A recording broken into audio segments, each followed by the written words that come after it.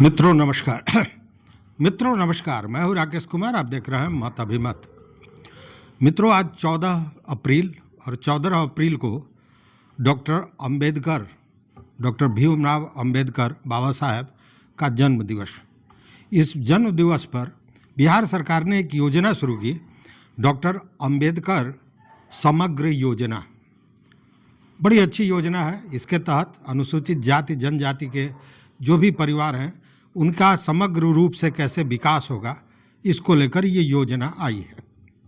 और इस योजना में महत्वपूर्ण भूमिका निभा रहा है राजस्व एवं भूमि सुधार विभाग।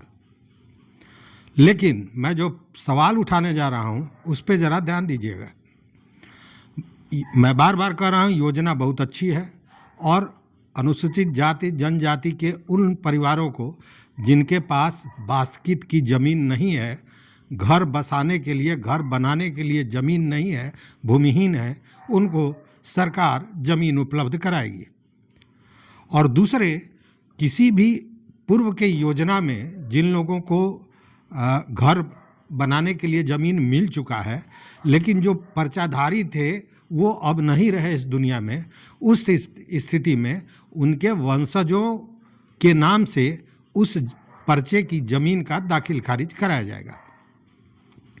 मतलब कि ये एक दो बिंदु है, बड़ा महत्वपूर्ण है, जो राजस्व एवं भूमि सुधार विभाग को करना है।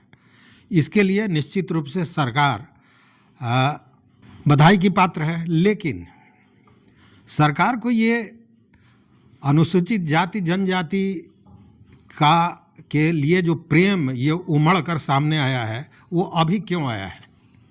अभी इसलिए आया है कि अब चुनाव होने वाला है और चुनाव की नैया कैसे पार होगी तो ये पतवार का काम करेगा। चूँकि कांग्रेस ने बाबा साहब भीमराव अंबेडकर द्वारा बनाए गए संविधान पर एनडीए पर हमेशा हमलावर रहा है, तो अब मौका तो चाहिए और ये मौका चुनावी है। तो ये एक मौका है जिसमें ये सारी चीज़ें होने जा रही है। इसको लेकर बाज़ाब्ते जो राजस्व एवं भूमि सुधार विभाग के एसीएस हैं दीपक कुमार सिंह, उन्होंने सारे जिलाधिकारियों को पत्र लिखा है और पत्र में ये कहा गया है कि जितने भी महादलित टोला हैं उन टोलों में शिविर लगाए जाएंगे, विशेष शिविर लगाए जाएंगे और कब शिविर लगेगा उस तिथि का निर्धारण जिलाधिकारी द्वारा किया जाएगा। इस पत्र में है कि बिहार महादलित विकास मिशन के द्वारा विशेष विकास शिविर के आयोजन की सूचना दी गई है। इस संबंध में मुख्य सचिव स्तर से भी निर्देश जारी किए गए हैं। इसलिए शिविर का नाम डॉक्टर अंबेडकर समग्र सेवा अभियान दिया गया है। यह 14 अप्रैल से प्रारंभ होगा और मई माह तक चलेगा, मतलब लगभग 1.5 महीना। इस 1.5 महीना में बिहार के सभी महादलित टोलों में विशेष शिविर लगाना है। सप्ताह में 2 दिन, सप्ताह में ये 2 दिन शिविर लगेगा, बुधवार और शनिवार को। ये 2 दिन रोस्टर के अनुसार शिविर लगना है और इस शिविर में जो ये ज़मीन का मामला है जो हमने बताया, पर्चा बांटना है और जो पूर्व में पर्चा बटा हुआ है उसकी जमाबंदी को सही करना है, दाखिल खारिज करके उनके वंशजों के नाम से देना है अगर पर्चाधारी नहीं है तो। लेकिन इसको लेकर कहा गया है कि 1 सप्ताह पहले जो भी सीओ हैं, कर्मचारी हैं या जो भी अंचल के लोग हैं वो घूमेंगे, जाएंगे उस महादलित टोला में और एक एक व्यक्ति का पता करेंगे, एक एक परिवार का पता करेंगे और उनका लिस्ट तैयार करेंगे जिनके पास ज़मीन नहीं है बास्कित का, और जिनके पास है उसकी भी अलग सूची बनेगी। चूँकि अगर है और जिसके नाम से पर्चा था वो अब इस दुनिया में नहीं है तो उनका जो दाखिल खारिज है वह भी होना है, तो वह भी होगा। चूँकि सरकार का ये कहना है कि किसी भी स्थिति में एक भी परिवार इस योजना से, समग्र योजना से पृथक नहीं रहना चाहिए, अलग नहीं होना चाहिए, सारे लोगों को ये सुविधा मिलनी चाहिए। मतलब कि 1 सप्ताह पहले कर्मचारी, राजस्व पदाधिकारी और जो वहाँ के राजस्व कर्मचारी होंगे वो सारा सर्वेक्षण करेंगे, पर्चा तैयार कर लेंगे ताकि शिविर के दिन उस पर्चे को बांटा जा सके। और दाखिल खारिज जो करना है वो तो है ही, लेकिन बड़ी अच्छी योजना है। जो अनुसूचित जाति जनजाति के लोग हैं, जो भूमिहीन हैं, उनको ज़मीन मिलेगी। लेकिन अब ज़रा ये समझिए कि बिहार की आबादी 13 करोड़ है और इस 13 करोड़ में अनुसूचित जाति के जो संख्या है वो लगभग 16% है और अनुसूचित जनजाति की जो संख्या है वो लगभग 1.3% है। अब ये कुल अगर परिवार की बात करें तो बिहार में 2 करोड़ 25 लाख परिवार हैं और उस हिसाब से लगभग ये मान के चलें कि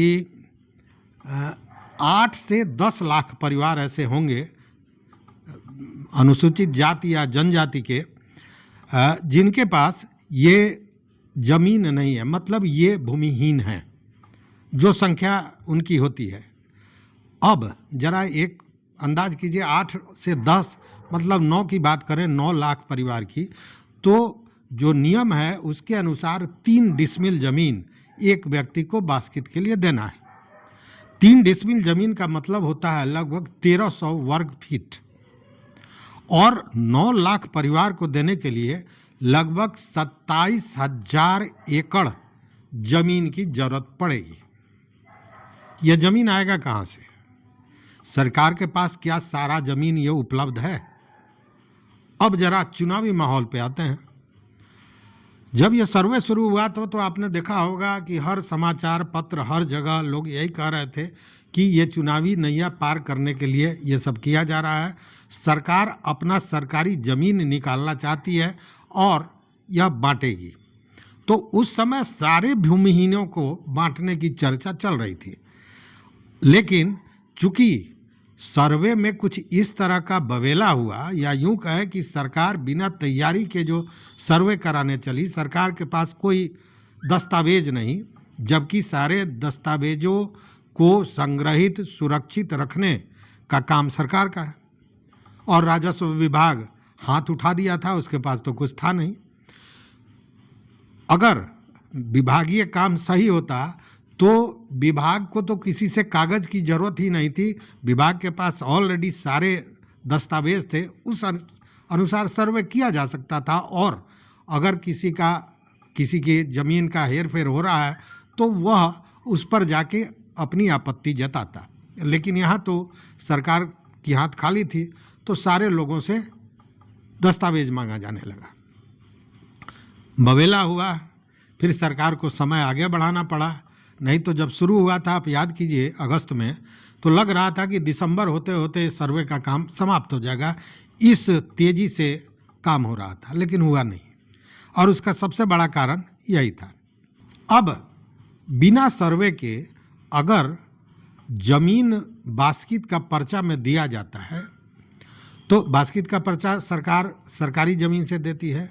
अगर सरकारी ज़मीन 27,000 एकड़ उपलब्ध है तब तो ठीक है, और अगर नहीं है तब क्या होगा? और उसमें भी सरकारी ज़मीन पर अगर आप देखेंगे तो 50% से ज़्यादा ऐसे ज़मीन है जिस पर अतिक्रमण है। अब उस अतिक्रमित ज़मीन पर जब बास्केट का पर्चा दिया जाएगा तो क्या होगा? जो जिन वादों को, विवादों को समाप्त करने के लिए सर्वे की बात की जा रही थी, उसमें बेतहाशा इजाफा होगा, बढ़ जाएगा और फिर एक संघर्ष की स्थिति पैदा होगी।